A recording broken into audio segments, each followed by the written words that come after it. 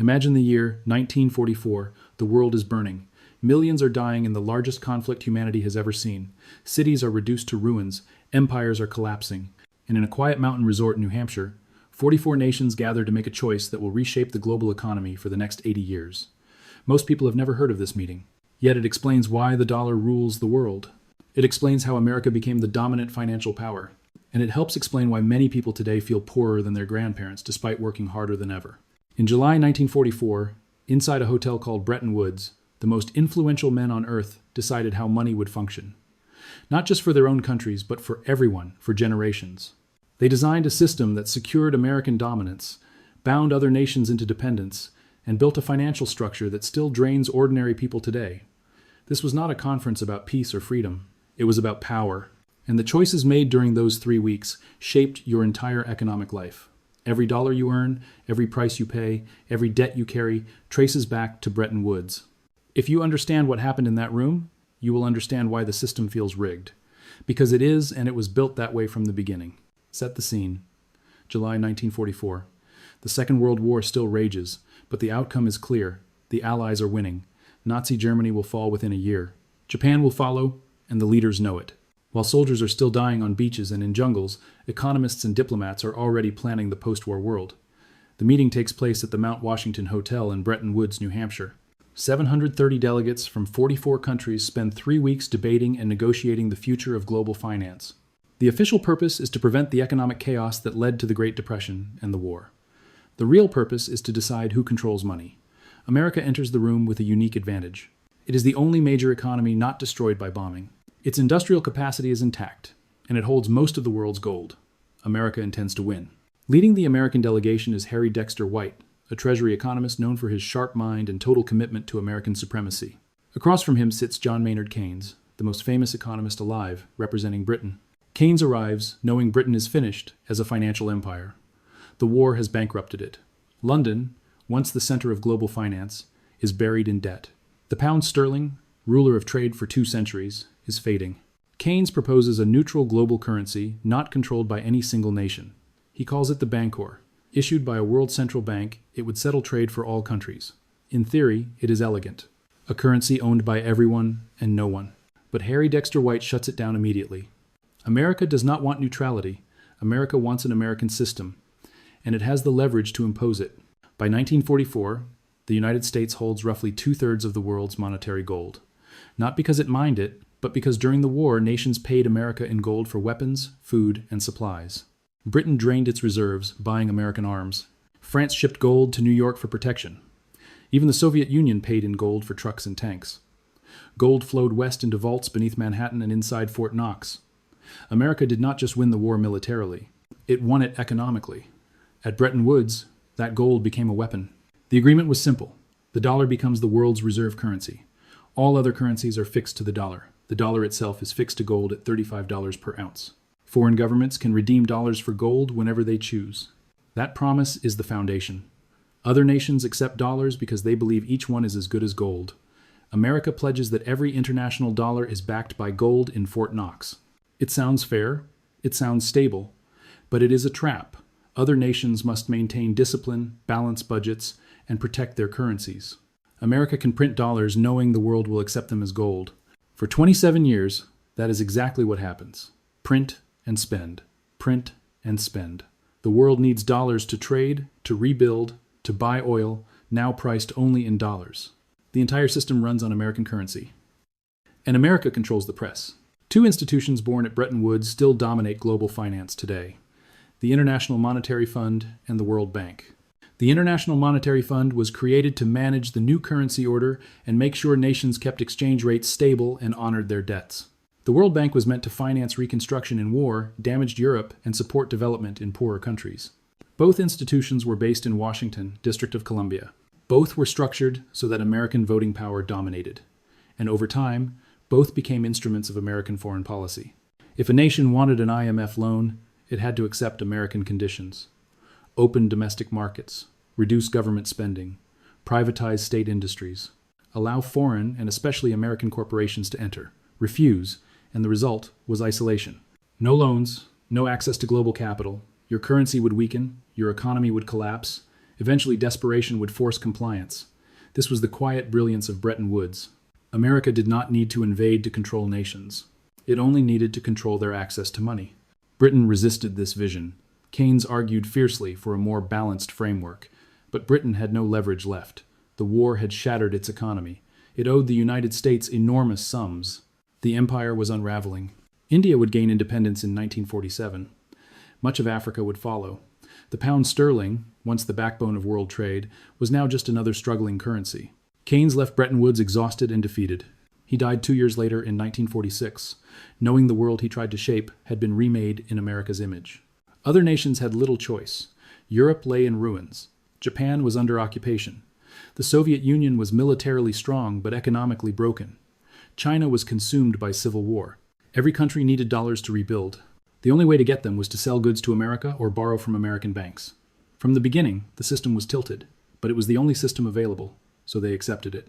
What Bretton Woods truly achieved was placing the dollar at the center of global trade. Every major transaction required dollars. If Japan wanted oil from Saudi Arabia, it needed dollars. If Germany wanted to trade with Brazil, it needed dollars. Even deals with no direct link to the United States still required American currency. This created constant global demand for dollars, and America, the sole issuer, became the banker of the world. There was a hidden cost.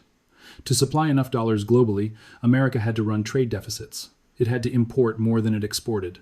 Dollars had to flow overseas. Over time, that meant factories, jobs, and industries would move abroad. Being the reserve currency meant the American economy served global stability more than domestic prosperity. Economists understood this contradiction.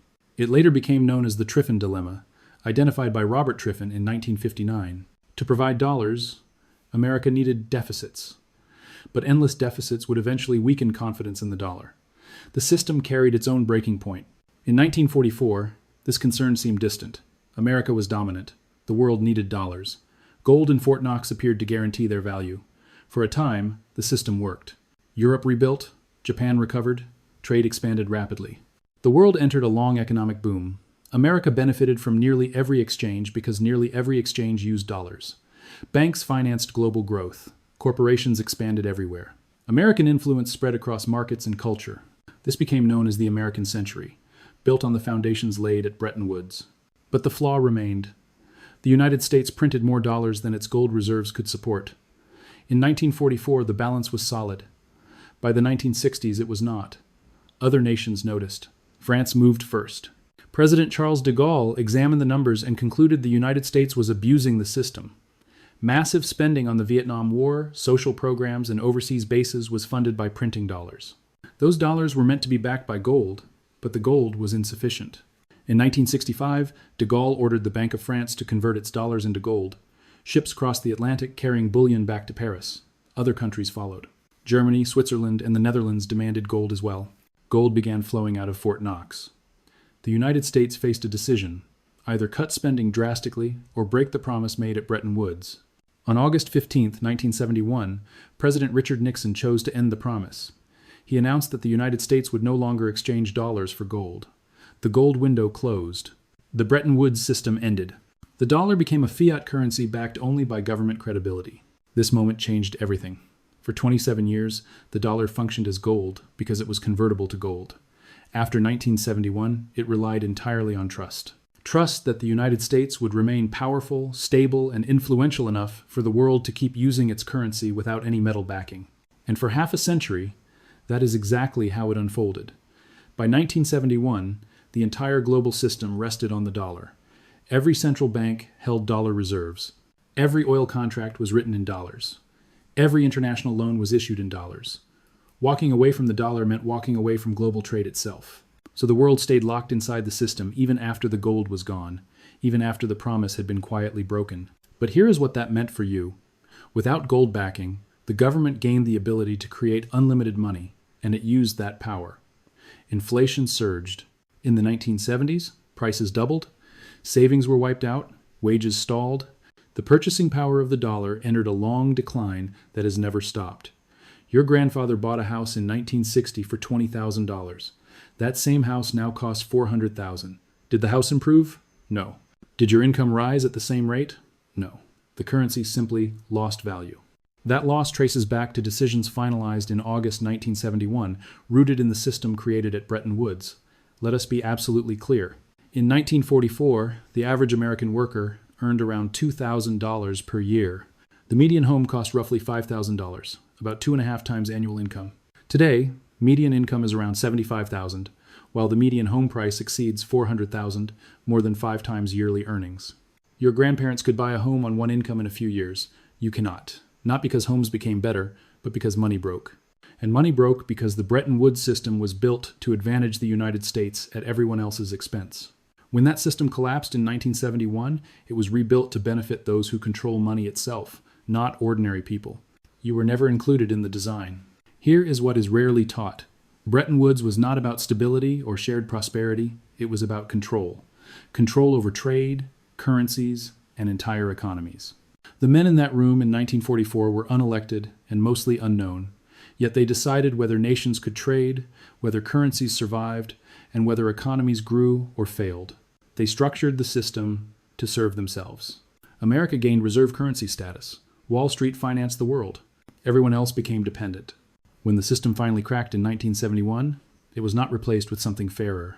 It was replaced with something worse. Pure fiat currency, no gold backing, no restraint, no limits. Only endless money creation and endless inflation, a permanent transfer of wealth from workers to asset holders. Today, we are living in the final phase of Bretton Woods. The dollar remains dominant, but that dominance is fading. China, Russia, and India are building alternatives. They trade in their own currencies. They accumulate gold by the thousands of tons. They create payment systems that bypass the dollar because they understand what you are only now being shown. The system is failing. It is failing because it is built on debt that can never be repaid. It is failing because trust is eroding. It is failing because the numbers no longer add up. And when it finally collapses, the greatest losses will fall on those holding paper claims. Dollars, bonds, bank accounts, all backed only by the promise of a government buried in debt. Those who endure will be the ones holding real things. Gold, land, resources, skills. Because when paper systems fail, reality is all that remains. History shows this pattern again and again. Bretton Woods built a paper empire anchored to gold. When the gold was removed, the paper became fiction. And fiction always collapses. The only unknown is timing. So what should you take away from this? First, understand that the system governing your life was designed in 1944 by people long gone, for a world that no longer exists, and it survives because it serves those in control. Second, understand that money is not value itself. It is a claim on value, and claims can be diluted, erased, or destroyed whenever those in power choose. Third, prepare for the next reset. It is coming. Debt is unmanageable. Inflation is accelerating. Trust is cracking. When the dollar finally loses its reserve role, you do not want to be holding paper. Fourth, educate yourself. Study Bretton Woods. Study fiat money. Study what happens when paper currencies fail. It has happened many times, and those who recognize the pattern survive. History does not repeat, but its rhythms are unmistakable. In 1944, world leaders decided how your money would work. They chose a system that enriched America and impoverished others. In 1971, that system broke and was made even worse. Now, 8 decades later, you live with the consequences. You cannot afford a home. You cannot retire comfortably. You cannot save. Not because you failed, but because the game was rigged long before you were born. Bretton Woods was never about cooperation or stability. It was about control. And those who gained control never released it. They only changed the tools, from gold-backed dollars to pure fiat, from fixed exchange rates to chaotic floating markets, from discipline to unlimited printing. And all along, you were told this was normal, that this is how money works. But it is not. It is how extraction works.